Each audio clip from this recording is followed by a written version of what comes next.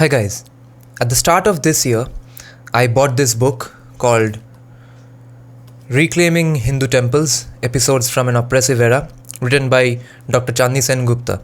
I bought it from the Kolkata book fair, and I haven't been able to start this book because I'm reading so many other books. I thought I'll get to it sometime later, but the problem is that I really want to read this book, and just to keep a variation in my daily reading contents, I thought I'll start this book as well. Now, since so many books are ongoing and unfinished, you might think it's stupid to start another book, but just to mix things up, I'll not abandon the rest of the books I'm reading. I'll continue to read those as well, but on some days I'll read this and some days the other books.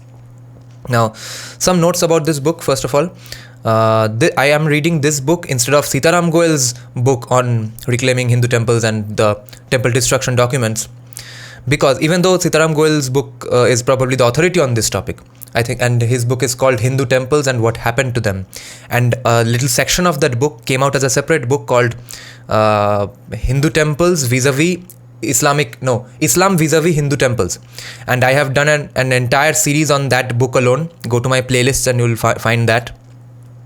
But I'm doing this book by this author because this is from a Bengali, Dr. Chandni Sengupta, she's Bengali, and this is from a woman. Now, since this too breaks the two common stereotypes and myths about the Hindutva movement, that it's either anti-Bengali or anti-women, she alone breaks that myth. And that's why I'm reading this book instead of Sitaram Goel's. Also, this book's foreword is by advocate Monica Arora, who was the person who wrote the book on the Delhi riots, which was supposed to come out from Bloomsbury. Then Bloomsbury backed out at the last moment because of leftist pressure and academia pressure from academia, and also historians like William Dalrymple. They all pressurized Bloomsbury to not print that book because it was apparently Islamophobic. And then, as a protest to that, Sanjay Dixit also kicked out Bloomsbury from his life, and both of them published their book from this publication house called Garuda Publications. And even this book has come out from Garuda Publications. So first we start with the preface to this book, because even the preface is important, even the introduction is important. Preface. The Islamic conquest of Bharat is perhaps the bloodiest part of Indian history. This tale of terror is marked by numerous instances of plunder, genocide, loot, rape, and all kinds of atrocities that can possibly be imagined by the human mind. This book is a product of many years of learning and relearning Indian history. There is a considerable contrast between what I happened to learn in classrooms and the actual history which I was acquainted with later. What began as an ambitious project of trying to gather textual evidence about the desecration of temples in the medieval period has culminated in the form of a book. As a student of history, I have always been deeply interested in the history of Islamic invasions, as these invasions not only changed the social, political, cultural, and economic fabric of our nation, but also ushered in a period of doom and devastation for the people of the country.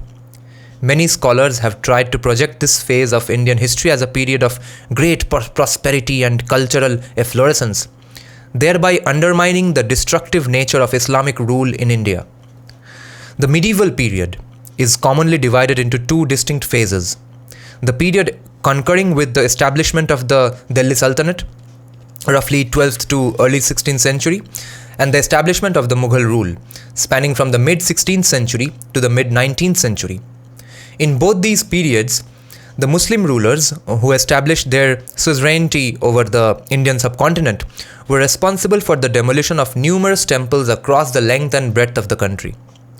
This book has not been written with a specific audience in mind and can be read by readers of all age groups and professions.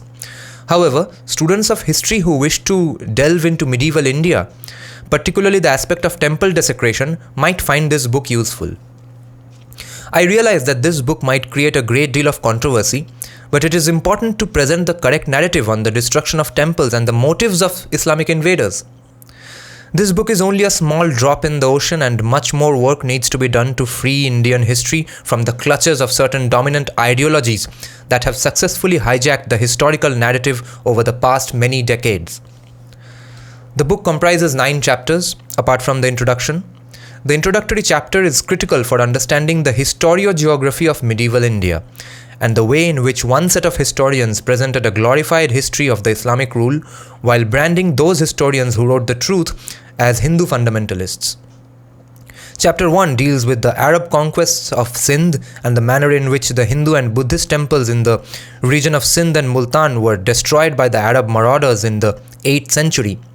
Chapter 2 presents a narrative on the destruction unleashed by Mahmud Ghazni. This chapter provides an analysis of textual references on the desecration of temples by Ghazni as part of his holy war. Chapter 3 provides an introduction on the Ghurids and their expansionist aims. This chapter also deals with the devastating impact of the establishment of the Delhi Sultanate, with particular emphasis on the ruin of temples at the hands of invaders such as Muhammad Ghori and Kutubuddin Aibak. Chapter 4 discusses the desecration of Hindu temples by the Ilbari Turks, particularly Iltutmish. This chapter also focuses on the holy war penetrated by the successors of Iltutmish as well as the nobles of the Sultanate. Chapter 5 provides an introduction to the Khalji dynasty and discusses the fury of Alauddin Khilji, the infamous Sultan, who is well known for his destructive streak. Chapter 6 discusses bigotry of the Tughlaqs, including the vexatious nature of the eccentric king Muhammad bin Tughlaq and his successor Firoz Shah Tughlaq. Chapter 7 outlines the devastation caused by the invasion of Timur, as well as the catastrophic impact of the regional sultanates with regard to the breaking down of temples in various regions across the country. Chapter 8 sets forth a brief history of early Islamic rule in Kashmir and the calamitous effects of the Shamiri dynasty, particularly the reign of Sikandar Butshikan, the slayer of idols, because Butshikan literally means slayer of idols. But means idols. Who was known to destroy any temple and idol that he set his eyes on. Chapter 9 deals with the desecration of temples by the last ruling dynasty of the Delhi Sultanate, the Lodhis. I hope this book is well perceived as an attempt to correct the history writing of the medieval period. The future belongs to those who learn from their past, and if we are to avoid the blunders of the past, Indian history writing needs to change. For if we continue to glorify the invaders and belittle our own warriors, we shall never be able to unshackle ourselves.